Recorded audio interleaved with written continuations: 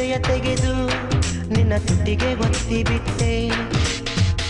ತಗೋ ಇದು ವಯಸ್ಸು, ಯಾ ತಗೋ ನಿನದು ಮನಸ್ಸು.